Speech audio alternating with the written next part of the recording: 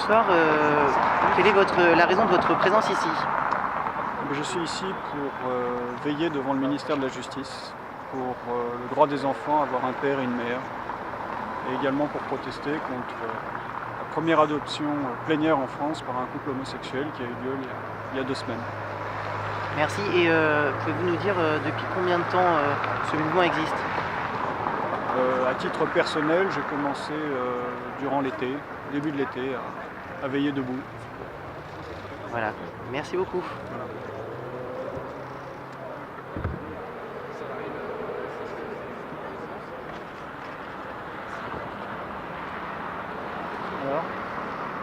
Bonsoir, bonsoir. pouvez-vous nous expliquer votre présence ici? Alors, je suis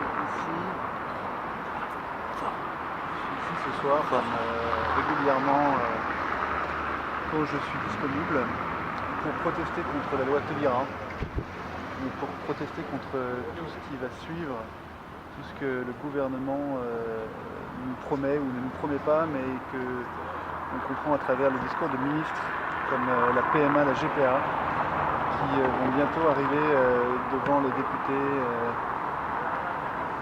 si on en croit les propos de Madame Najat Vallaud-Belkacem. Merci, et pouvez-vous nous expliquer un peu l'historique des sentinelles ou des veilleurs debout?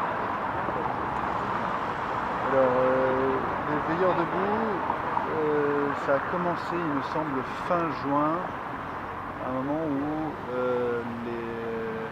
un dénommé Nicolas a été arrêté, mis en garde à vue, puis jugé, condamné à de la prison ferme pour avoir manifesté, pour avoir un peu trop manifesté, un peu trop bruyamment, un peu trop souvent peut-être. Et voilà. Et en protestation, des personnes se sont dit on va venir manifester en silence sur un mode qui n'est pas un mode de manifestation classique, en venant devant le ministère de la Justice, donc place Vendôme, ici.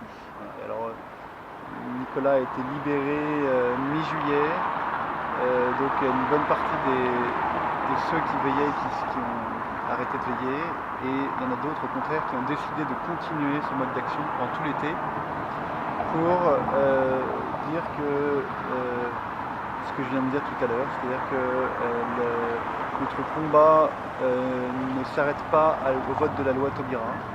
Nous avons défilé par centaines de milliers dans les rues de Paris à plusieurs reprises. On est allé dans la rue pratiquement tous les mois, et le gouvernement a toujours refusé de nous recevoir, et au contraire on a été traité d'homophobes, notamment par le sénateur Jean-Pierre Michel, et donc on a décidé de changer de moyen de nous faire entendre, puisque en manifestant bruyamment on ne nous entend pas, on ne nous écoute pas. On a décidé de venir ici silencieusement pour que notre silence soit peut-être entendu. Voilà, nous sommes toujours là. Tout l'été, il y a eu des personnes qui sont restées presque 24 heures sur 24.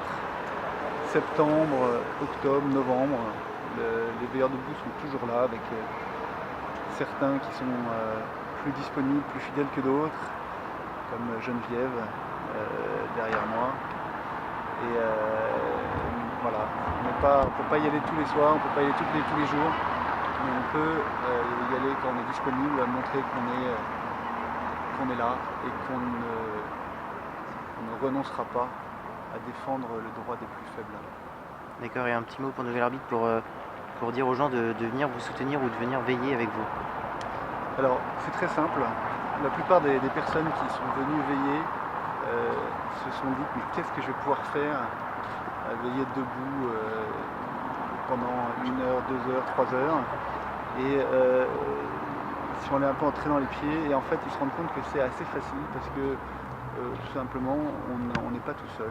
Il y a des personnes qui sont interpellées par notre présence, puisqu'on est là bien alignés, sagement, sans rien dire, et les personnes qui passent, la place Vendôme est une place passante, beaucoup de touristes nous voient et nous interrogent, nous demandent mais qu'est-ce que vous faites là? Et ça donne l'occasion de parler beaucoup, de se rendre compte que la plupart des Français ne savent pas que l'adoption est passée en même temps que la loi Taubira, que le mariage, et que la plupart des Français nous soutiennent, en tout cas ceux que nous rencontrons nous soutiennent dans nos démarches. C'est également l'occasion de faire des belles rencontres avec des personnes qui ne sont pas d'accord avec nous, qui prennent le temps de parler avec nous, d'échanger et de voir que finalement on n'est peut-être pas aussi méchant que ce que les médias ont voulu dire et que ce que nos adversaires veulent faire croire en nous mettant une étiquette de personnes intolérantes, fascistes et homophobes. Voilà, donc je me souviens d'un jeune homme qui passait faire son jogging tous les soirs et qui nous traitait d'homophobes et de fachos en criant jusqu'au jour où il s'est arrêté pour discuter, et depuis quand il passe il nous dit bonjour en souriant. Voilà. Merci beaucoup.